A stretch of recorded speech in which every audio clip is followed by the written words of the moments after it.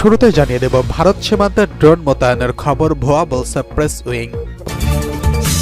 জানিয়ে দেব এবার সিরিয়া ছাড়তে রাশিয়ার নাগরিকদের সতর্ক করছে মস্কো। জানিয়ে দেব মার্শাল ল জারির জন্য ক্ষমা চাইলেন দক্ষিণ কোরিয়ার প্রেসিডেন্ট। সর্বশেষ জানিয়ে দেব ভারতে হিন্দুত্ববাদীদের বিক্ষোভের মুখে বাড়ি ছাড়তে বাধ্য হয়েছেন মুসলিম দম্পতি।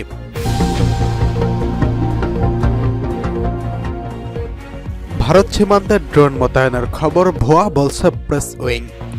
ভারতীয় সংবাদ মাধ্যম ইন্ডিয়া টুডের প্রতিবেদনে ভারত সীমান্তে বাংলাদেশের পক্ষ থেকে ড্রোন মোতায়েনের খবর যে দাবি করা হয়েছে সেটা ভুয়া খবর বলে উড়িয়ে দিয়েছে প্রধান উপদেষ্টা প্রেস উইং। শনিবার দুপুরে প্রধান উপদেষ্টা প্রেস উইং এর ভেরিফাইড ফেসবুক পেজ থেকে এক পোস্টে এই তথ্য নিশ্চিত করা হয়েছে।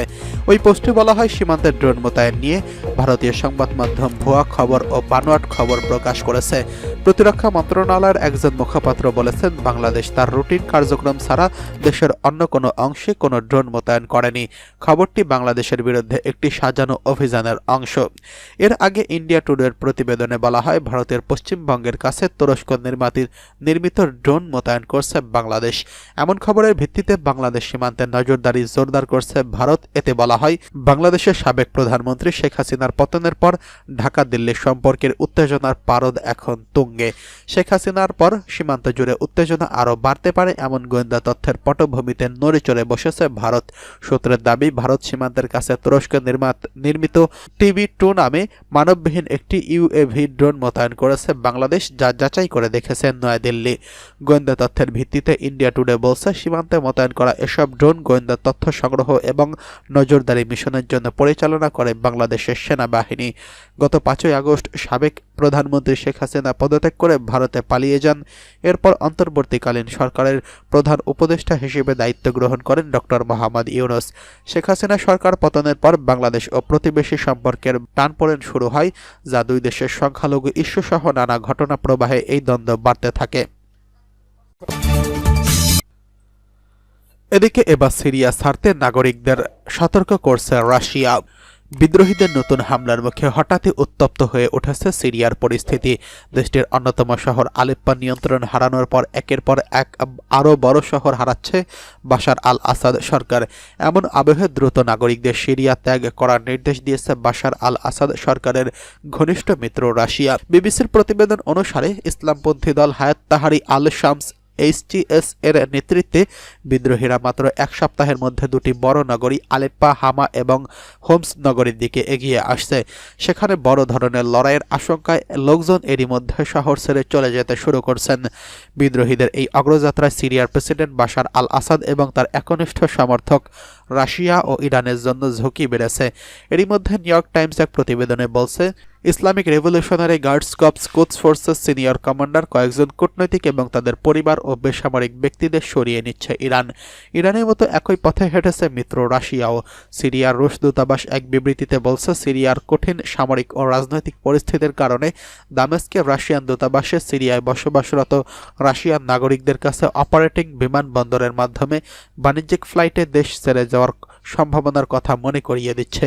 টেলিগ্রাম চ্যানেলে প্রকাশিত বিবৃতিতে কূটনৈতিক মিশন সপ্তাহব্যাপী লড়াইকে সিরিয়ার একটি কঠিন সামরিক ও রাজনৈতিক পরিস্থিতি হিসেবে বর্ণনা করেছেন। দ্য মস্কো টাইমস জানিয়েছে, বিদ্রোহী জোট রাশিয়া ও ইরান সমর্থিত প্রেসিডেন্ট বাশার আল আসাদকে উৎখাত করার জন্য 27 নভেম্বর উত্তর সিরিয়ায় আক্রমণ শুরু করে। দ্রুত পরিস্থিতি বদলে থাকায় শেষ পর্যন্ত ইরান ও রাশিয়ার ভূমিকায় সিরিয়ায় কি হয় সেটা এখন দেখার বিষয়। বাশার আল আসাদ সরকার শেষ পর্যন্ত পতন হলে মধ্যপ্রাচ্যে বড় ধাক্কা খাবে ইরান ও রাশিয়া, বিশেষ করে তেহরানের জন্য অভাবনীয় ক্ষতির কারণ হতে পারে। এদিকে মার্শাল ল জারির জন্য ক্ষমা চাইলেন দক্ষিণ কোরিয়ার প্রেসিডেন্ট। দক্ষিণ কোরিয়ার প্রেসিডেন্ট মার্শাল ল বা সামরিক আইন জারি করে তীব্র সমালোচনার মুখে জাতির কাছে ক্ষমা চেয়েছেন প্রেসিডেন্ট ইউন সুক ইয়ল। জাতির উদ্দেশ্যে দেওয়া এক ভাষণে তিনি বলেছেন, দেশের সামরিক আইন ঘোষণার জন্য আমি খুবই দুঃখিত এবং আপনাদের কাছে ক্ষমা প্রার্থী। ধারণা করা হচ্ছিল এই ভাষণে তিনি পদত্যাগের ঘোষণা দিবেন, কিন্তু তা না করেই তিনি বলেন পরিস্থিতি স্থিতিশীল করার জন্য দায়িত্ব ক্ষমতাসীন দলকে অর্পণ করবেন। অভিশংসনের বিষয়ে তিনি কোনো মন্তব্য করেনি, তবে প্রেসিডেন্টকে অভিশংসনে আজ দেশটির পার্লামেন্টে ভোটাভুটি হবে। ব্রিটিশ সংবাদ মাধ্যম BBC এই খবর জানিয়েছেন। ভাষণে প্রেসিডেন্ট উইন বলেন, প্রেসিডেন্ট হিসেবে অনেকটা মরিয়া হয়ে আমি এই সিদ্ধান্ত নিয়েছিলাম, কিন্তু এটা জনগণের মধ্যে উদ্বেগ তৈরি করেছিল, যা অসুবিধায় ফেলেছিল। তিনি বলেন, এই ঘোষণার ফলে কোনো আইনি বা রাজনৈতিক পরিস্থিতির দায় আমি এড়াতে পারি না। মানুষের মধ্যে সন্দেহ রয়েছে যে আরেকবার সামরিক আইন জারি করা হবে কিনা, তবে আমি আপনাদের স্পষ্টভাবে এটা বলতে পারি যে আরেকবার সামরিক আইন জারির ঘোষণা দেওয়া হবে না। এমন এক সময় তিনি ক্ষমা চাইলেন যখন ক্ষমতা ছাড়তে তার উপর চাপ বাড়ছে। গত মঙ্গলবার রাতেই হঠাৎই সামরিক আইন জারির ঘোষণা দেয় প্রেসিডেন্ট ইউন। এই কারণে দেশটির রাজনৈতিক উত্তেজনা শুরু হয়। প্রেসিডেন্টের এই ঘোষণার বিরুদ্ধে অবস্থান নেয় আইন প্রণেতারা, যদিও কয়েক ঘন্টার মধ্যেই বিক্ষোভের মুখে সামরিক আইন জারির ঘোষণা প্রত্যাহার করতে বাধ্য হয় প্রেসিডেন্ট। কিন্তু এই ঘটনার পর থেকে অভিশংসনের মুখোমুখি হচ্ছেন প্রেসিডেন্ট। তাকে ক্ষমতাচ্যুত করতে দফায় দফায় জরুরি বৈঠক করে দক্ষিণ কোরিয়ার রাজনৈতিক দলগুলো। এই ঘটনা প্রতিক্রিয়া জানিয়ে ক্ষমতাসীন পিপলস পাওয়ার পার্টির নেতা হাং ডাং হুন সাংবাদিকদের বলেছেন, ইউনের পক্ষে স্বাভাবিক দায়িত্ব চালিয়ে যাওয়া এখন অসম্ভব হয়ে পড়েছে, তার আগাম পদত্যাগ অনিবার্য। ৩০০ আসনের পার্লামেন্ট প্রেসিডেন্টের অভিশংসনের প্রস্তাবটি পাশ করতে ২/৩ সমর্থন প্রয়োজন হয়। এর জন্য ইউনের দলে অন্তত ৮ জন সদস্যের ভোট প্রয়োজন হবে। বিরোধী নেতা লি জেং মিউ হতাশা প্রকাশ করে বলেন, এতে জনগণ ক্রোধ এবং বিশ্বাসঘাতকতার অনুভূতি আরও বেড়ে যাবে। ৫ বছর মেয়াদের জন্য নির্বাচিত ইউনের মেয়াদ পূর্ণ হতে আর ২ বছর বাকি। সামরিক আইন ঘোষণার আগে থেকে প্রেসিডেন্ট ইউন দুর্বল জনপ্রিয়তা এবং দুর্নীতির অভিযোগ ও বিরোধী নেতৃত্বাধীন আইনসভা অসহায় অবস্থায় ছিলেন। এই পদক্ষেপ তার রাজনৈতিক অবস্থান আরও খারাপ করছে। এদিকে ভারতে হিন্দুত্ববাদীদের বিক্ষোভের মুখে বাড়ি ছাড়তে বাধ্য হয়েছেন মুসলিম দম্পতি। শখের কেনা নতুন বাড়ি থেকে ভারতে জোরপূর্বক এক মুসলিম দম্পতিকে উচ্ছেদের ঘটনা ঘটেছে। দেশটির উত্তরাঞ্চলীয় শহর মোরাদাবাদের একটি অভিজাত আবাসিক এলাকায় একটি বাড়ি কেনার পর হিন্দুত্ববাদীদের প্রতিবাদ ও বিক্ষোভের মুখে বাড়ি ছাড়তে বাধ্য হয়েছেন। বাংলাদেশের সংখ্যালঘু নির্যাতনের অভিযোগ এনে ভারতের ক্ষমতাসীন দল বিজেপি এবং হিন্দুত্ববাদী দলগুলো যখন সরব, ঠিক সেই সময় এই ঘটনা সামনে এলো। বিবিসির প্রতিবেদনে বলা হয়েছে, মঙ্গলবার রাতে মোরাদাবাদের প্রস ডিটিআই সিটিতে মুসলিম পরিবারকে বাড়ি বিক্রির খবর ছড়িয়ে পড়ার পর স্থানীয় হিন্দু প্রতিবেশী প্রতিবাদ শুরু করেন।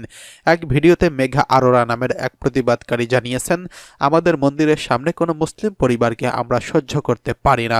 এটা আমাদের নারীদের নিরাপত্তার প্রশ্ন। তিনি দাবি করেন, বাড়ির বিক্রয় বাতিল করতে হবে এবং মুসলিম পরিবারকে এলাকা ছেড়ে চলে যেতে হবে। শুক্রবার বাড়ির সাবেক মালিক ডক্টর অশোক বাজাজ জানিয়েছেন, স্থানীয় নির্বাচিত প্রতিনিধিদের মধ্যস্থতায় একটি সমঝোতা হয়েছে।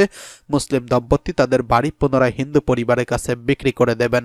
ভারতের মতো বৃহৎ গণতান্ত্রিক দেশে এমন ঘটনা দেশটির মানবাধিকার ও সংখ্যালঘু পরিস্থিতি নগ্নভাবে তুলে ধরছে। মুসলিম পরিবারকে বাড়ি বিক্রির খবর জাতীয় সংবাদে পরিণত হয়েছে বিশ্বাসই করতে পারেননি বাড়ির মালিক ডক্টর বাজাজ। তিনি হতবাক হয়ে বলেন, এই ঘটনা অপ্রত্যাশিত ছিল এবং আমি আশা করিনি এটি জাতীয় সংবাদ হয়ে উঠবে।